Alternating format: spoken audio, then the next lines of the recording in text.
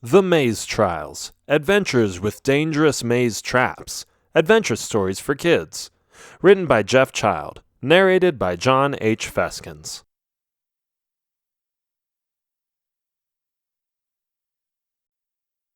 Introduction. Finnegan is a free, roaming adventurer. He scavenges for food in the wilderness and experiences the full benefits of his status. But one day, he comes across a village with some serious problems. At first, Finnegan thinks about moving on. He doesn't want to get involved. But then he brings up the compassion to provide the villagers his services and solves whatever it is that's in their way. This doesn't happen just like that, though. He has to face a series of traps that have left others dead and forgotten. Can he be the hero the villagers hope he will be? Quickly listen on and find out.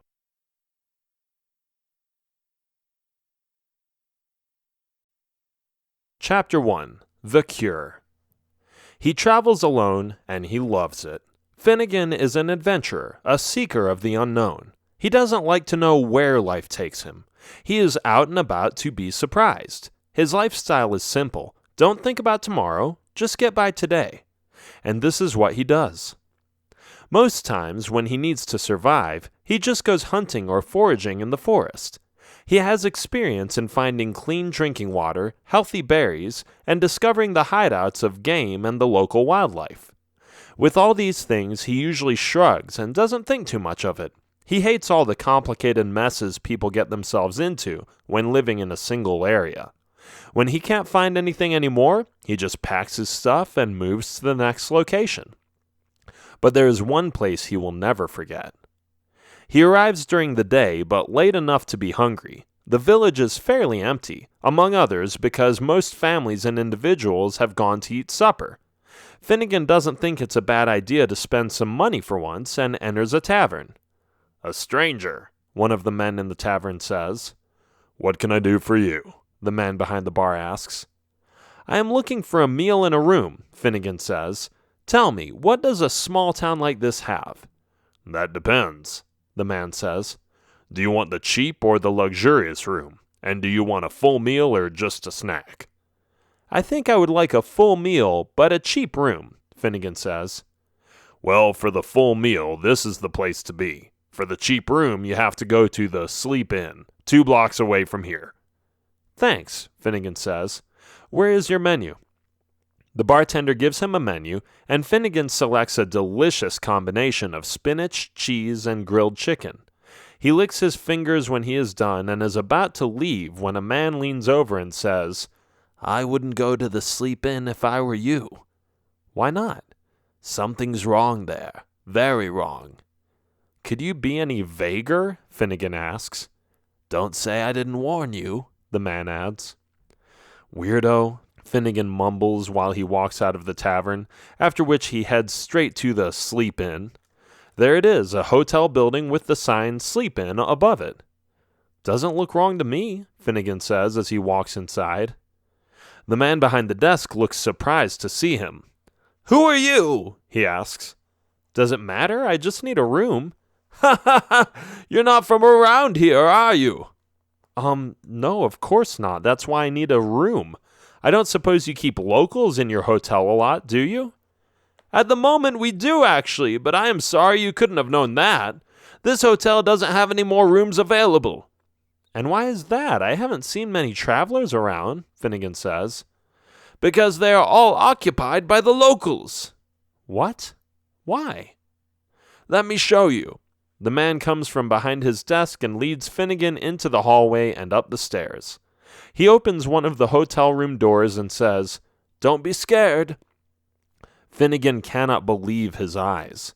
What he sees defies all descriptions. The horror of it reaches beyond his capacity to understand. In front of him are 5 people, all with warts and boils on their skins, moaning in agony and struggling to stay alive and still. "What is the meaning of all this?" Finnegan asks. "Who are these people, and what happened to them?" "I guess it's better to close the doors now," the man from the hotel says. "Oh, and you might want to wash your hands when you leave. A terrible disease has come to this village. Don't ask me why or from whence it came, but it just has. These people are the victims of that disease. To contain them and keep it from spreading, the villagers put all the men, women, and children who were infected into this hotel. Don't worry, they won't come out. They are in too much pain to move. Nurses and doctors with masks and other precautions visit the hotel every day, but they keep talking about it being incurable. So that's it? Will these people just die? Perhaps, unless we find the cure, of course. Well, I am out of here, Finnegan says. Next time, just tell me about it. I don't need to see it, okay? Finnegan leaves the hotel. He is disgusted and horrified by what he just saw, but he wants nothing to do with it. He gets his stuff and walks to the other side of town, ready to get out of this awful place. But then he stops and thinks. Those poor people, he mumbles. Ugh, why do I have a conscience? Fine, I'll stay for a while and see what I can do to help. The next person he talks to is a doctor. He just happens to bump into him on the street. Do you know where I can find one of the doctors in this town? Finnegan asks. You're looking at one, the doctor says. Oh, what a coincidence. I just wanted to talk to you because I'm wondering if there is anything that can be done about the people in the hospital. The doctor looks at him and raises one eyebrow. So they told you about that, didn't they? I just saw it with my own eyes. It's dreadful. Isn't there a cure? Finnegan asks. There is, the doctor says, but we don't have the necessary ingredients. You see, young man, the ingredients are rare and scattered across the country. The ancients, our ancestors, hid them to keep them from running out, and in order to seal them away, they are protected by booby traps. Excuse me? Did you say booby traps? Precisely. If you want to help out, well, let's just put it this way. Many brave adventurers have laid down their lives and failed to get the ingredients. Finnegan is dumbfounded. Here he is, standing in front of a doctor who doesn't have any medicine to cure his patients because the ingredients are dangerous to get to. He scratches his head and thinks about it for a few seconds. I have nothing to lose, he finally says. Show me where these ingredients are, and I will attempt to get them for you. Ha! You don't know what you're getting yourself into. Run home, you fool, while you still can. Are you deaf? Finnegan asks, a little annoyed. I said I would go get them for you. I am offering it one last time. Don't miss out on this chance. Even if you would try, who is to say you won't get yourself killed like the others? The doctor asks. I am skilled. I have been in combat, in the wilderness, and in survival mode for the past decade or so. You are talking to a man who hasn't lived in a town for most of his life. Give me a chance, and I will give you the chance to help your patients. The doctor thinks for a moment and says, Fine, I will draw you a map, but don't get angry at me when you die. How can I be angry if I'm dead? Finnegan asks. Well, if you're dying, right before you're dead, of course. Oh, that's what you meant. Yes. Now, come on. I will show you where the ingredients are.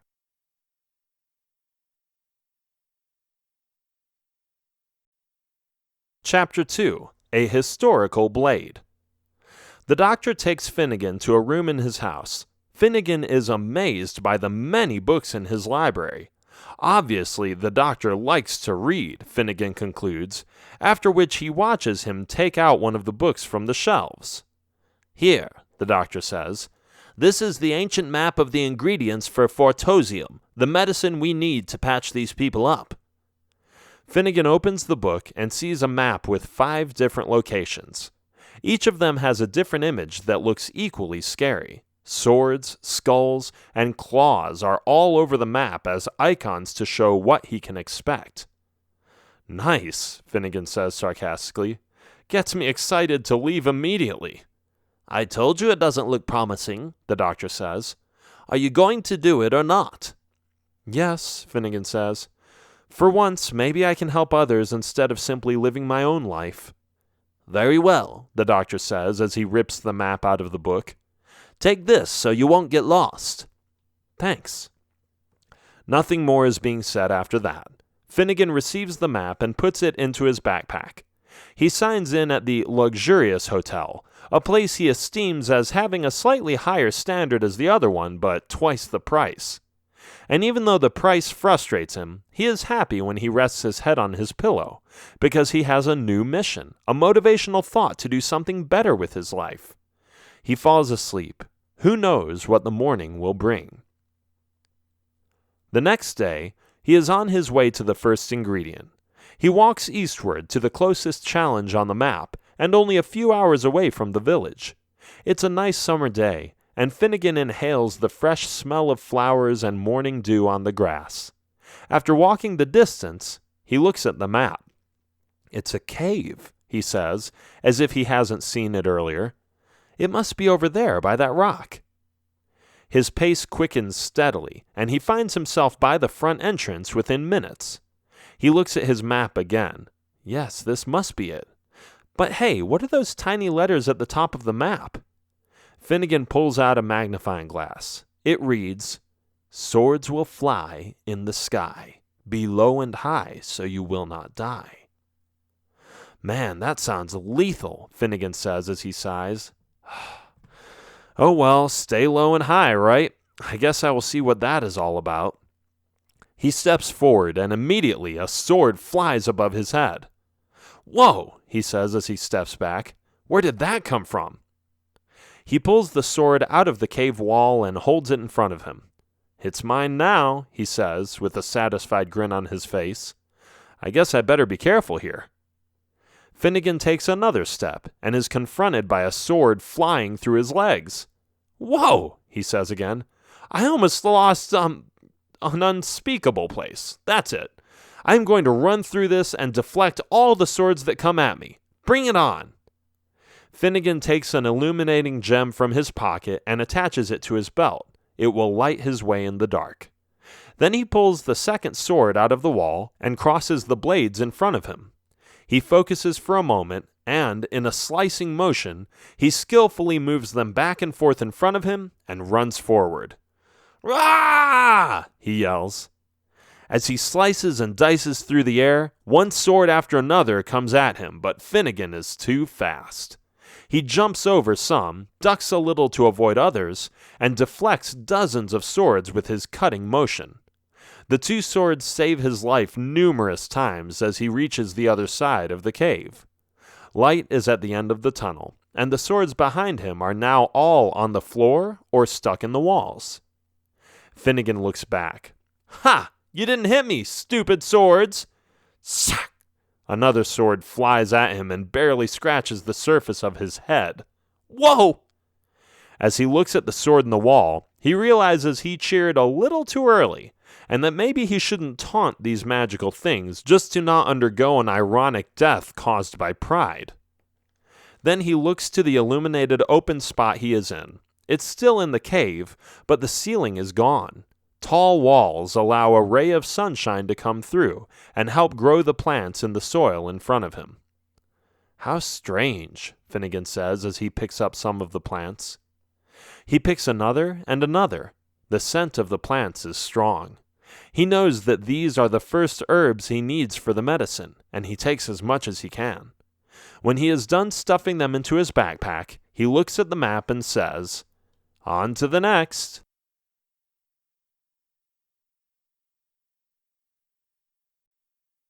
Chapter 3. Undead Ship.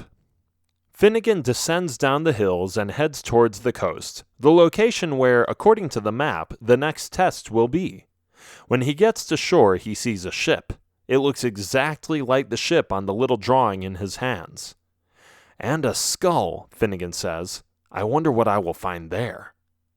He walks down further and gets closer to the giant ship. It looks deserted. Finnegan takes his two swords from his backpack and moves forward, ready to face enemies or traps or whatever it may be. Nothing happens, but he isn't even on the ship yet.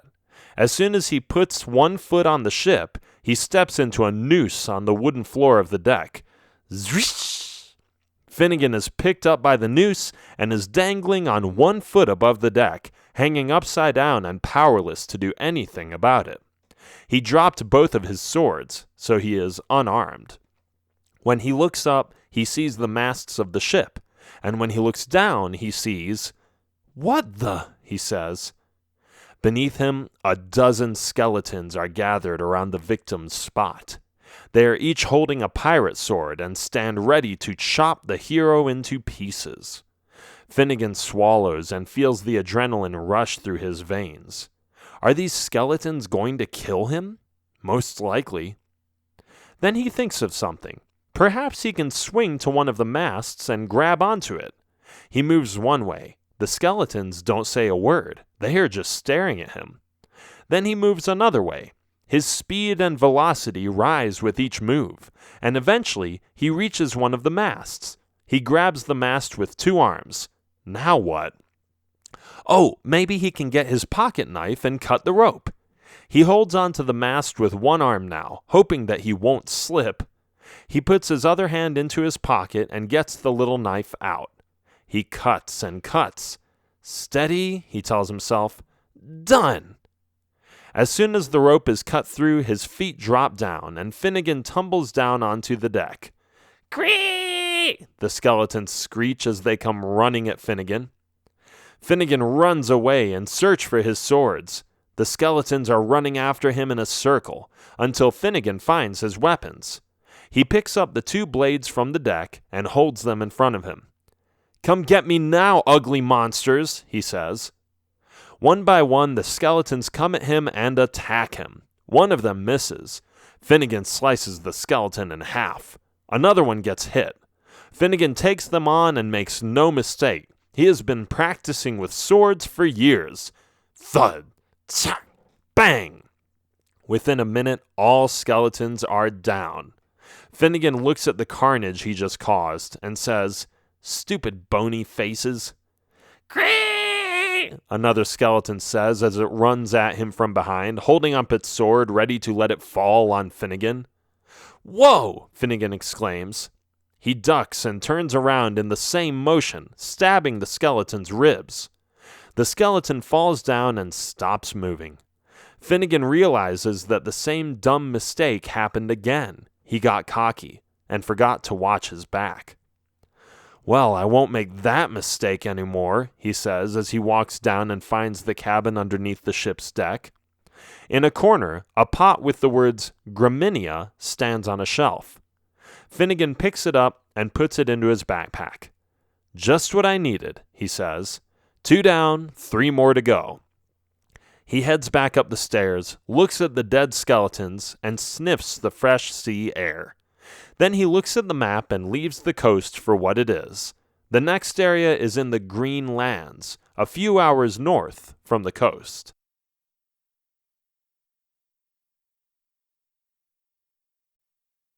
Chapter 4: An Amazing Maze. The Greenlands are not what Finnegan expected. He arrives at the destined location and cannot believe his eyes. There he is, standing on a small hill overlooking a big maze made out of bushes and hedges, thick and thorny, spreading across the horizon. He can see the end of it far, far away in the distance. "That's where the 3rd ingredient must be," he concludes. But he still can't figure out how to get through. He descends to the maze and feels the bushes. "Ouch," he says. "There are thorns and prickles all over the place. Maybe I can just cut through them with my swords and go forward in a straight line." He slashes the bushes and trees which the maze walls consist of. After an hour, he is done with one of them. "This is going nowhere," he says. "It's taking too long. I don't have enough food or energy to take my time cutting through all these walls. There has to be a better way." He looks around. What could he do to easily go through this maze? There is no walking around it, as it stretches as far as the eye can see. But then suddenly it hits him. Aha! A viewpoint. That's all he needs. He has a pencil in his backpack, so if he could just find a viewpoint. "Over there," he says after a while. Next to the hill he was standing on at first lies another hill, a bigger one that would probably allow him to view the entire maze. Finnegan climbs up and arrives at the top. He pants a little. "Phew, that's some steep hill," he says. But then he looks at the view. Wow, you can see everything. Immediately after catching his breath, he puts his backpack down and takes the pencil out. He turns the map around and starts drawing as accurately as possible. It's taking him a few hours, but he knows that it will save him time in the end, and that he won't get confused when he is down there in the maze. When this is done, he puts his pencil back and descends to the maze. He looks at the map. "This is going to be easy," he says, "but it sure took long to draw all this. Hopefully I didn't make a mistake." He follows the maze he drew on the back of the map. "Okay, turn left over here, and then I have to turn it around, take a right, and another right," he says to himself while walking through the maze. At last he arrives at the other side. "Gotcha," he says, as he sees the herbs in the ground that the doctor described. "This must be it." Finnegan picks a bunch of plants in front of him and adds them to the stuff in his backpack. "Now I just have to go back the same way," he says. "I wonder what the next challenge will be." But he's not done here yet. Within seconds, a green dragon appears in front of him. Finnegan holds his sword ready. "Come on, you fiend from the underworld!" he exclaims. The dragon's eyes are hollow. It's looking mean and vicious, with its sharp teeth sticking out. Can this dragon blow fire? Finnegan wonders. His question gets answered immediately. Woof! Just in time, he jumps away from the dragon's fireball, which just came out of its mouth. "That was close," Finnegan says. "Is that all you got?" The dragon doesn't like to be taunted. It jumps in front of Finnegan from the rock it was standing on. The dragon comes closer and closer, ready to attack. But then, at the very moment it jumps at Finnegan, the brave warrior holds his sword in front of him, impaling the dark creature and escaping its evil intentions. Finnegan looks at the dragon's body on the floor, which is still shaking a little. He pulls the sword from its chest and begins to walk away. "Pfft, what do these monsters think I'm made of?" he mumbles as he steps over the dead dragon. "Pathetic."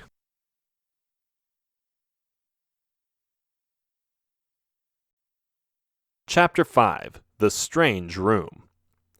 Finnegan is back on the side of the maze where he began. He turns the map around and looks at it.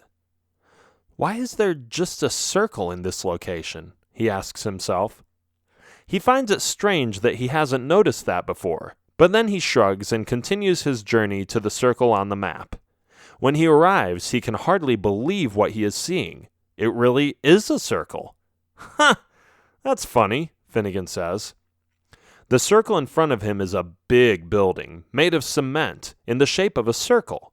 It's probably 100 times bigger than himself, and he is super curious what's inside of it, besides the ingredient he is looking for. He gets closer and sees a door. Can it get any easier? He asks himself. The door opens up. Piece of cake. But when he gets inside, he takes back what he said. On a platform above him, a see-through platform made out of glass, he sees a bottle with the liquid he is looking for. Finnegan is glad he doesn't have to search any longer, but now he needs a way to get up there. In front of him is a big disc which covers the whole floor. It has all kinds of engraved scribblings on it, symbols that, he figures, indicate the way to the desired fluid on the platform above him. He gets onto the giant disc and looks at it. In the middle there is a handle which he can turn, but before he does, he tries to read the symbols on the disc. There is a skull, he mumbles, and a heart and a star. It's probably better to go with the heart. He grabs the handle and turns it to the heart symbol. Suddenly, a flame emerges from the bottom. It almost incinerates Finnegan. But luckily, he is able to roll to the side and avoid dying by the fire. Whoa, where did that come from? He asks himself. I thought the heart meant that I would be okay. Perhaps I should try the star. A little more nervous than before, he turns the handle to the star symbol and hopes for the best. Ka-ching! Ka-ching! Ka-ching! 3 gears with sharp edges shoot from the sides of the big round room, almost decapitating the young hero, but barely missing him. Finnegan has fallen onto the floor with his stomach down, looking up at the deadly traps he just evaded. "I guess it's not the star either," he says. "But how can it be the skull symbol? Doesn't the skull stand for death?" Then he looks again. Maybe there is more to it than I thought at first," he says. The three symbols are in a certain order. The heart is on the left side, the skull in the middle, and the star on the right side. Finnegan is reluctant to try the third symbol, seeing that he almost died the first 2 times. But then he thinks, what if the heart stood for loving or embracing, the skull for death, and the star for the sky? Then embracing death would take me to the sky. It's pretty simple when you see the deeper meaning of it. Okay, I'll try the skull symbol then. He breathes in deeply and turns the handle to the skull symbol. As soon as he turns the handle, the entire disc slowly begins to move up, lifting him to the bottle with liquid he needs for the medicine. He steps off the disc and gets onto the glass platform, happy that he figured out the puzzle. After putting the bottle into his backpack, he pulls the handle back and descends on the disc, saying sayonara to the circle room and exiting the building. "On to the next test," he says. "Hopefully I won't make as many mistakes this time."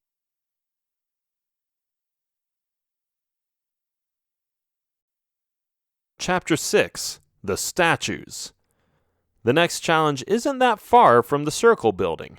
The map shows a small castle, and Finnegan sees it after only an hour of traveling on foot. "Is that it?" he says mockingly. "Shouldn't be too hard." For the so manyth time, Finnegan underestimates the seriousness of the task. But then again, this nonchalant attitude is what has carried him through his entire life anyway. He looks at the moat. The bridge is down, which makes it easy to cross it. Finnegan crosses the bridge and walks to the brown wooden front gate, which he tries to open. It won't budge. Then he kicks it in. Crack! "Nice, it worked," he says. He goes inside and finds himself on a castle square surrounded by knight statues. The statues are each holding a sword and are covered in heavy armor. The castle towers are small and least impressive. The walls are simply made and look like the handiwork of uneducated peasants. The plants he is looking for are lined up in a little square garden in the middle of the castle square. Really? They're just over there. This is the easiest task I've had so far. All I had to do was kick in the door. Everything else was just set up to invite me over for a tea party. He heads to the little square garden and picks some of the herbs. He puts them into his backpack and decides to leave. But all of a sudden, the gate shuts again. Bang! "Huh? What's going on?" Finnegan says. Then he sees something moving, and another something, and another something. "The statues!" he yells, pulling his swords from his back in the meantime. The knight statues have come alive. The 15 statues that were standing there so still are now slowly moving towards the tensed adventurer, surrounding him, holding up their swords and prepared to strike him down. "Get away from me!" Finnegan yells. But the statues won't listen or respond. All their swords are in the air now, almost coming down at him. "Wah!" Finnegan shouts as he rolls over and evades 15 swords at the same time. As fast as his legs can carry him, he runs towards the gate and tries to kick it open. It won't work. The gate is shut and is locked. Finnegan tries again and again and finally draws the conclusion that it won't work. Some magical force has locked him inside this castle as destined victim of the statue's swords. He looks around him. "There," he says, "a ladder." Apparently and conveniently, someone has left a ladder here on his or her last visit, and Finnegan doesn't hesitate to make use of it. He starts running, jumps onto one of the statue's heads, ducks to evade another sword, and sprints towards the ladder. After climbing it, he runs on the castle wall and jumps into the moat. Splash! That is that. It's over, isn't it? Yes, it is. The knights aren't coming through the gate or over the walls. They are bound to the castle. Clearly, they won't leave the premises, and Finnegan has barely made it back by avoiding them. Ha ha ha! In your face, silly castle knights! But while he says it, he slips in the mud, falls, and slides back into the water. He coughs. Oh well, at least I'm not dead. He gets out of the water and returns to the village.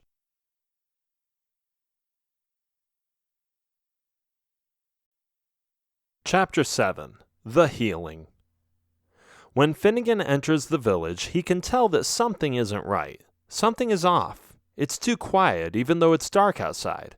It's not that late, so how come nobody is in the streets? Or why isn't he seeing any lights burning in the homes? He walks towards the doctor's house when he is unexpectedly assaulted by one of the villagers. The villager storms at him, drooling and growling along the way, and missing Finnegan by an inch. Finnegan watches as the aggressive man falls onto the ground. "What has gotten into you?" he asks. The man doesn't say anything. He gets up, puffs, and looks at Finnegan. "Those eyes," Finnegan says as he looks at the red pupils of the monster in front of him. "It's a zombie. Has everyone here turned into zombies?" "Ah!" the man shouts as he comes at Finnegan again. Finnegan takes the handle of his sword and bangs him on the head. Thud! The zombie falls to the ground. "I am getting out of here. I have to move faster." He quickly runs to the doctor's home without any further abrupt attacks. When he arrives, he knocks on the door. "Let me in! Let me in!" he shouts. Within seconds, the door opens up and the doctor is standing in front of him. "Finnegan, it's you, but you have to be quiet," the doctor says. "Do you want us to get bitten too?" "Bitten? Are these zombies biting people?" "Yes, come in swiftly. There is no time. Do you have the ingredients?" "I certainly do," Finnegan says with a proud smile on his face. "It was a piece of cake." The doctor looks at him with a skeptical look on his face. "Uh-huh," he says. "Sure it was. Anyway, please put them on the table here so I can start making the antidote." Finnegan puts the herbs and potions on the table and watches the doctor get books, substances, and pans out of the cupboards and closets in his living room. "You know," the doctor says, "when you were gone, the entire village became crazy. We thought we had the disease contained, that they couldn't go outside the hotel, but for some reason they transformed and turned evil. Their energy returned, but their aggression level was raised as well. They came out of the hotel and started biting people, turning everyone into monsters." "Everyone?" "Okay, not everyone, but a lot of villagers at least. The ones who didn't turn are hiding in their homes. But with this medicine, we can turn them back. You didn't kill anyone on the way here, did you?" No, I just banged one on the head," Finnegan says truthfully. "Good. I don't want anybody to die, but we have to expose them to the antidote somehow." "I think I may have an idea," Finnegan says. "What is it?" the doctor asks. "When I came here, you told me to be quiet. Are they attracted to sound?" "Yes, of course, but what does that have to do with anything?" "If we make enough noise, we can all get them to come to one area, and then we can spray the liquid on them somehow. Would that work?" "Yes, perhaps with a fertilizer or a syringe or something. I'll look." Finnegan is tired. He has been on a long adventure, so he sits back on the doctor's couch while the doctor brews the antidote. And before he realizes it, Finnegan falls asleep. He is dreaming about weird puzzles and booby traps, a dream he would rather forget. He wakes up and looks into the eyes of the doctor, who holds a tube in front of him. "Here it is," the doctor says. "Did you test it?" Finnegan asks. "On what? It's not like I have a zombie in my basement or something. There is no way to test it, no. The best test will be when we spray it on all the zombie villagers. Let's head to the church." "The church? Why the church?" "Because the church has a little balcony inside of it. We will stand on the balcony and spray it on them." "And where am I supposed to go?" Finnegan asks. "Oh, you can come up there with me. No problem." "Okay." The duo sneaks into the church, which has its welcoming doors wide open. Finnegan follows the doctor up the stairs to the balcony within the walls of the building. When they reach it, Finnegan rings the church bells, and the doctor stands ready to spray the antidote on everyone who comes inside. Ding dong, ding dong. The adventurer and the doctor hear the zombies growl and scream as they all come barging into the church. Once a lot of them are inside, Finnegan yells, "Hey, look up here, you dumb creatures!" "Those are respected villagers," the doctor says. They were respected villagers, and hopefully they will be again, but for now I can call them whatever I want, right? Fine, knock yourself out. Hey, Finnegan shouts at the zombies, you are uglier than an elephant's behind. Okay, that's enough, the doctor says, interrupting him. Here we go. He sprays the liquid into the air, and the particles and drops fall down on the zombies. Finnegan and the doctor look down and see the zombies change into normal villagers one by one. Yeah, it's working, Finnegan says as he jumps up. The doctor simply smiles. He is happy with the results. The transformed villagers look up and at each other, still a little bedazzled, but healthy. How can we ever repay you? The doctor asks Finnegan. Well, Finnegan says, I would like a few nights in the luxurious hotel free of charge, a roasted lamb, olives, grape juice, salad with mandarin oranges and fresh dressing as an appetizer, baked potatoes, fresh shrimp with cocktail sauce, and peas, the bottled kind. Then I would also be pleased if you could add, Fine, I get it, the doctor says as he rolls his eyes. I'll see what I can do. Thanks, Doc. Don't mention it. The end.